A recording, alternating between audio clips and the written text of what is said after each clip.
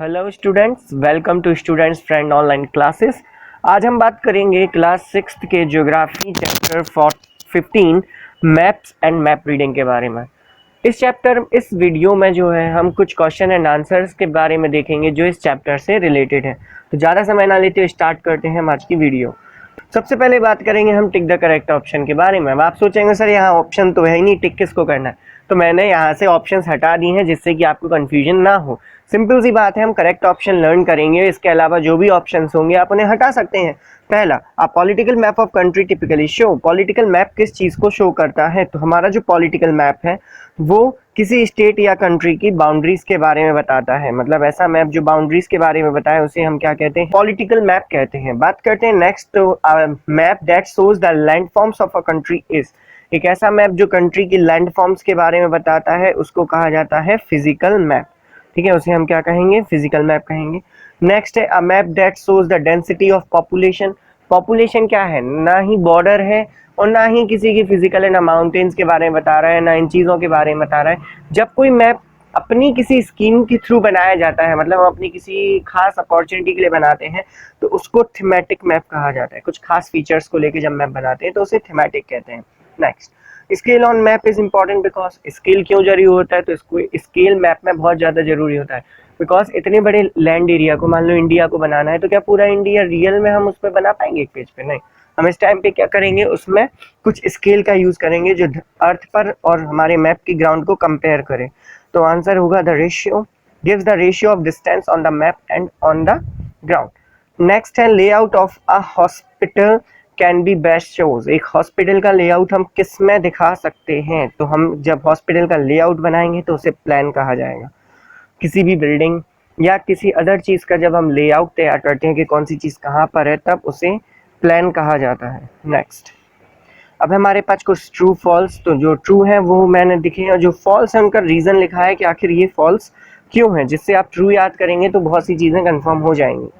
पहला, a political map usually show the boundary of countries. तो हमने अभी पढ़ा था कि जो पॉलिटिकल मैप है वो बाउंड्री शो करता है, इसलिए ट्रू है। स्मॉल स्केल मैप जो है वो लार्ज एरिया को रिड्यूस कर देता है, ये सही है। जो स्मॉल स्केल मैप है इसमें बहुत बड़े एरिया को छोटे से पेज पे दिखाने की कोशिश करते हैं, इसलिए हम इसे स्मॉल स्केल मैप कहते हैं।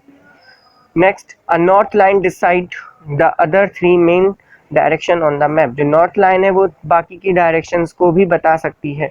ठीक है, तो ट्रू। केवल नॉर्थ लाइन के थ्रू हम बाकी की डायरेक्शंस को पता कर सकते हैं। कैसे पता करेंगे? तो सिंपल सी बात है। कैसे? ऊपर का हिस्से पे बना होता है नॉर्थ, हमें मालूम है। उसके अपोजिट होता है क्या? साउथ। इसके राइट हैंड पर हमेशा होता है ईस्ट एंड लेफ्ट हैंड पर हमारा आ जाएगा वेस्ट। इस तरीके से हम बाकी की डायरेक्शंस को सिर्फ नॉर्थ लाइन से पता कर सकते हैं। Next, the four main direction in a compass are called the intermediate direction. जो फोर डायरेक्शन हमारे कंपास पे होती हैं उन्हें इंटरमीडिएट डायरेक्शन कहा जाता है, इंटरमीडिएट पॉइंट कहा जाता है। तो फॉल्स है। जो फोर मेन होते हैं नॉर्थ, साउथ, ईस्ट, वेस्ट, उन्हें कार्डिनल पॉइंट्स कहा जाता है। वहीं इनके बीच के नॉर्थ, वेस्ट, साउथ, ईस्ट, इन पॉइंट्स को कहा जाता है intermediate points. Next, a plan is a rough layout of an area. एक प्लान जो है वो एरिया का रफ लेआउट होता है। तो फॉल्स। जो प्लान है वो रफ एरिया का रफ लेआउट नहीं होता है, बल्कि स्केच किसी एरिया का रफ लेआउट होता है। प्लान एक्यूरेट होता है, बिल्कुल फिक्स्ड होता है। नाउ मूव करते हैं नेक्स्ट पर। Answer in the following in one sentences. नीचे लिखे हुए आंसर्स को हमें वन सेंटेंस में देना है। पहला, व्हाट इज कार्टोग्राफी। कार्टोग्राफी क्या है? तो cartography is a science for preparing and studying map. Cartography एक ऐसी साइंस है जिससे हम मैप को बनाते हैं और मैप के बारे में पढ़ाई करते हैं। एटलस क्या होता है? तो एटलस जिसमें सारे मैप्स होते हैं, एक ऐसी बुक जिसमें मैप्स होते हैं, उसे एटलस कहा जाता है। लीनियर स्केल, तो लीनियर स्केल हमारी अर्थ को मैप पर शो करने के लिए, अर्थ के हिस्से को मैप पर शो करने के लिए उसे कुछ इक्वल पार्ट्स में डिवाइड कर देते हैं जिससे कंपेयर करना आसान हो, उसे लीनियर स्केल कहा जाता है। विच component of map explain the meaning of symbol used on the map. Map पर जितने सिंबल यूज हुए हैं उसको बताने का काम कौन करता है?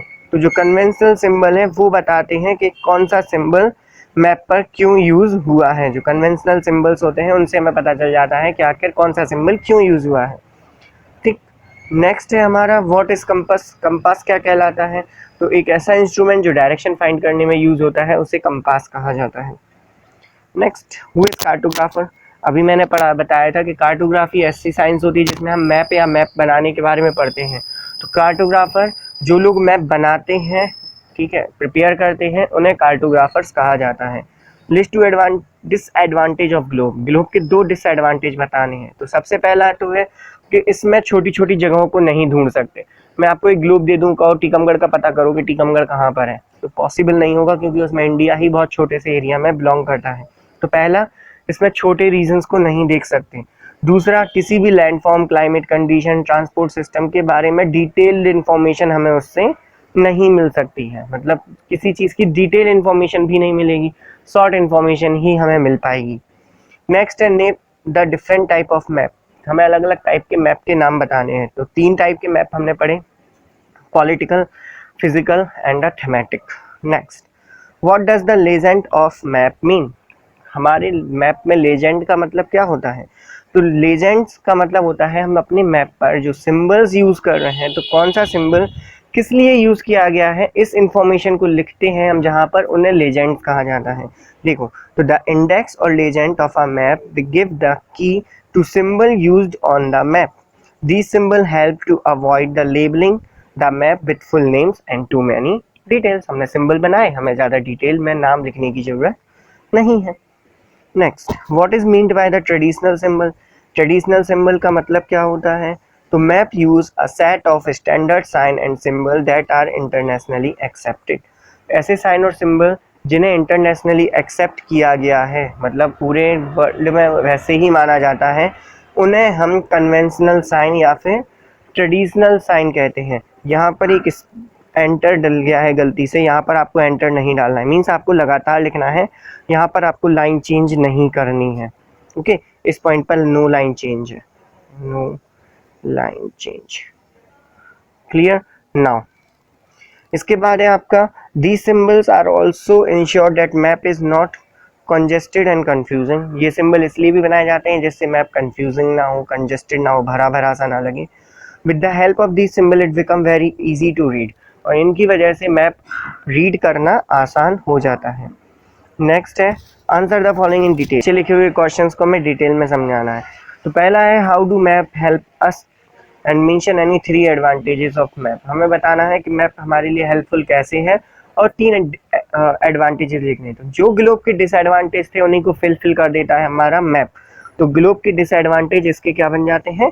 एडवांटेजेस। जैसे मैप प्रोवाइड करता है डिटेल इन्फॉर्मेशन।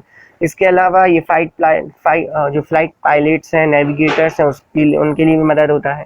टाउन प्लानिंग करनी है, कॉलोनी बनानी है, तो कौन सा घर कहाँ होगा, इन सबको मैनेज करने में भी हेल्प करता है। साथ में किसी भी लोकेशन को ज़्यादा अच्छे से समझने में हेल्प करता है। आप कहीं ऐसी जगह जा रहे हो जहाँ की नॉलेज आपको नहीं है, तो मैप की मदद से आप उस जगह की इंफॉर्मेशन ले सकते हो।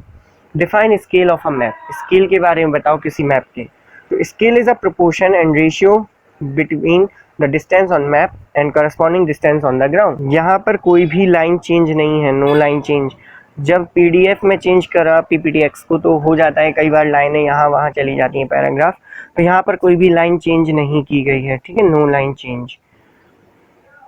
नाउ स्केल क्या होता है? तो स्केल का मतलब होता है जब हम अर्थ की जो डिस्टेंस है उसको मैप में बनाते हैं तो उसको छोटा कर देते हैं। छोटा भी ऐसे करते हैं कि बाद में इसको रीड करना आसान हो, उसे स्केल कहा जाता है। फॉर एग्जांपल मैंने लिख दिया 5 सेंटीमीटर इक्वल टू 50 किलोमीटर। मतलब अब अगर मैप पे हम कभी भी 5 सेंटीमीटर की लाइन बनाएंगे तो रियल अर्थ पर हमारी टोटल 50 किलोमीटर को कवर करेंगी, ठीक है। इसको कहा जाता है स्केल। स्केल के बारे में हम दूसरे क्वेश्चन में और डिटेल में भी समझेंगे। नेक्स्ट पे आते हैं। तो नेक्स्ट है हमारा difference between large scale and small scale map. Scale समझा, उसी से रिलेटेड है लार्ज स्केल और स्मॉल स्केल क्या होते हैं। तो देखो, दे show the large area like continent on the और कंट्री ऑन द पेपर। जब हम किसी लार्ज एरिया को पेपर पे दिखाते हैं तो उसे स्मॉल स्केल मैप कहा जाता है। जब छोटी जगह जैसे विलेज या टाउन को दिखाते हैं तो उसे लार्ज स्केल मैप कहा जाता है। स्मॉल स्केल मैप में क्या होता है? छोटी सी स्केल में हम बहुत सारी डिस्टेंस को कवर कर लेते हैं। जैसे 5 सेंटीमीटर को 500 किलोमीटर, एक 5 सेंटीमीटर की लाइन खींचिए तो लगभग वो 500 किलोमीटर को कवर करेगी। वहीं लार्ज स्केल मैप में हम ज़्यादा डिस्टेंस कवर नहीं करते, जैसे 5 सेंटीमीटर इक्वल टू 5 किलोमीटर मैंने जैसे बोला था, तो ये छोटी डिस्टेंस को कवर करता है। इसके बाद है जो स्मॉल स्केल मैप है वो लेस डिटेल्ड इन्फॉर्मेशन दिखाता है। अब इतना बड़ा एरिया कवर होगा तो इन्फॉर्मेशन आम सी बात है कम देगा।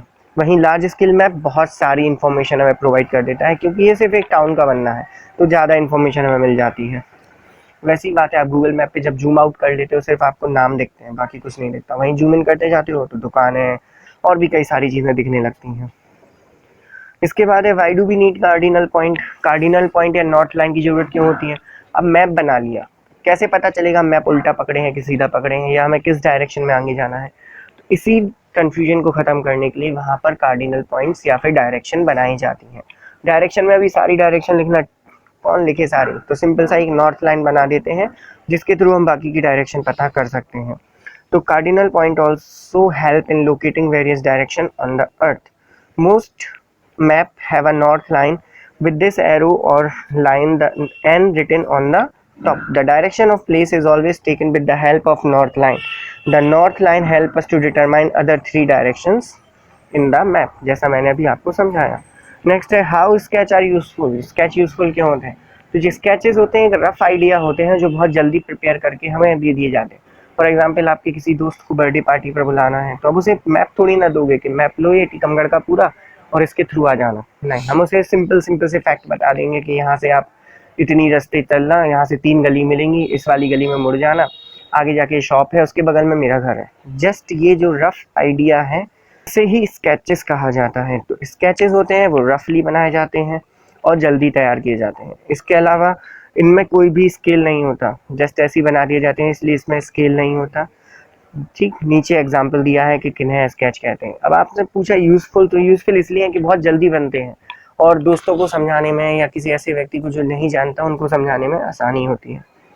इसी के साथ मैं इस वीडियो को ऑफ करता हूँ। मिलेंगे कुछ और क्वेश्चंस के साथ नेक्स्ट वीडियो में। आपके कोई सजेशन हो तो नीचे कमेंट में ज़रूर डाल देना, बाकी मेरे चैनल को सब्सक्राइब कर लेना। Thank you.